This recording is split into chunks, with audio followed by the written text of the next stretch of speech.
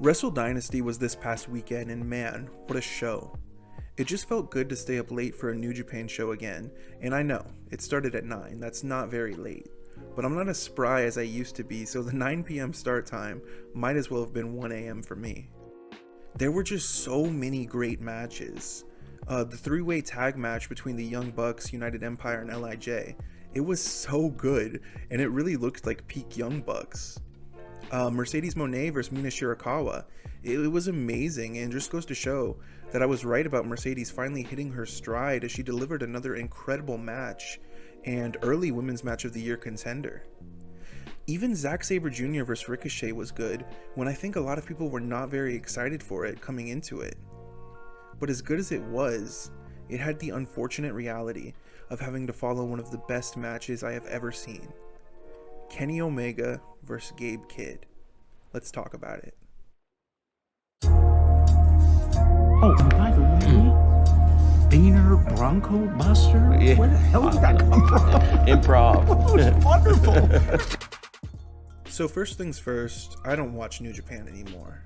I mean, I never really did.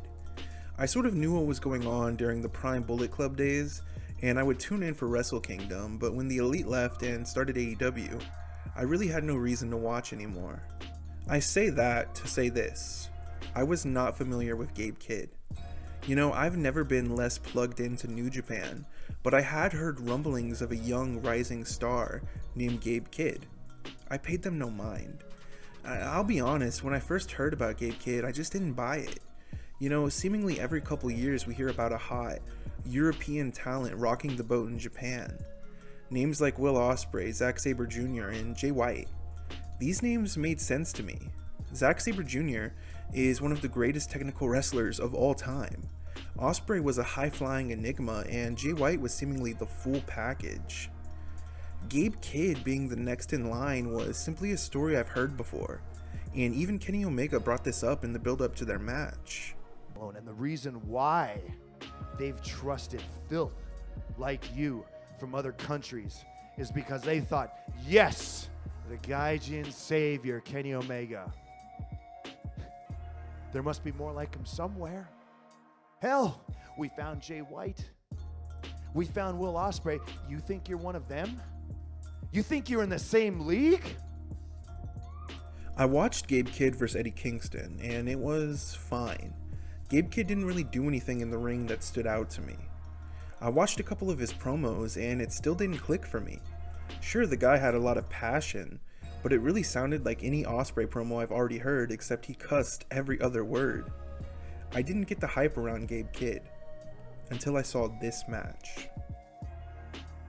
Now, before we get into the nuts and bolts of this match, and keep in mind when I say nuts and bolts, my breakdown of a wrestling match is, this move was really cool. I'm no Joseph Montesilio. We need to first talk about Kenny Omega. When I call this one of the greatest matches I've ever seen, I understand that sounds a little hyperbolic, and I'll be honest, I probably need to rewatch it before I start giving it such high praise. Yup, it's still one of the greatest matches I've ever seen, but a big reason for that is the absence of Kenny Omega. Omega did not wrestle in 2024. I had to triple check this because I didn't believe it, and I didn't want to sound stupid when I said that the last match he had was December 5th on Collision against Ethan Page. Kenny Omega was fighting for his life. We didn't know if he would ever wrestle again, and when the news broke that he would be returning, I said thank God, but I kind of thought to myself, okay, Kenny's back, but it's not going to be the same Kenny Omega. He's already 41 years old and is now not only coming back from a year-long layoff, but a layoff where he almost died. He's not going to be the same wrestler, but that's okay. I'm just happy to know that he's okay. Holy shit, I could not have been more wrong. Kenny Omega is not just back, he might be better than ever. This match was incredible, but it was even better because of all the doubts that I had coming into it. Is Gabe Kidd the real deal? Is Kenny Omega going to be the same wrestler? The answer to all my doubts was a resounding yes. This match was brutal, it was bloody, it was high-flying, it was methodical, it was full of emotion. It was everything I could possibly ask for from a professional wrestling match. On top of some incredible high spots, this match was full of story. Yes, you heard that right. From the very beginning of the match, with Gabe Kidd revealing the lion's mark on his shorts, showing that even though he's in Bullet Club, he is New Japan through and through. Kenny Omega yelling at the young lion for giving him an ice pack too slow, showing that he truly has abandoned New Japan. The look on Gabe Kidd's face when he got the octopus stretch. You know, this match was not spot after spot. Don't listen to people who tell you it was. Professional wrestling is not something that can be judged by words on Twitter. Heck, don't even take my word for it. Watch the match and form your own opinion. I urge any of you who haven't seen it yet to watch it for yourself, because this match has so much emotion, it even brought Tanahashi to tears. Now, after watching this match, being reminded how good New Japan is, and becoming a Gabe Kidd fan, am I going to watch more New Japan? No.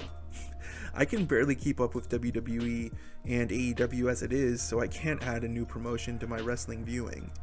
But you better believe anytime I hear about a great match, whether it be in the Tokyo Dome or in a little shack in Mexico, I am going to do my best to watch it.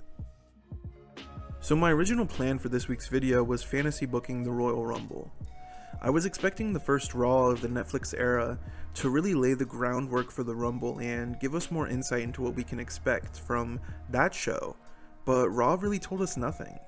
The first Raw of the Netflix era was more of a WWE 101 for new fans that might be watching for the first time. Because of this, I'm going to wait one more week before making that video, and hopefully we'll have a little bit of a better idea of what the Royal Rumble is going to look like. Anyways, I just wanted to give you guys a little idea of what you can expect from me in the coming weeks.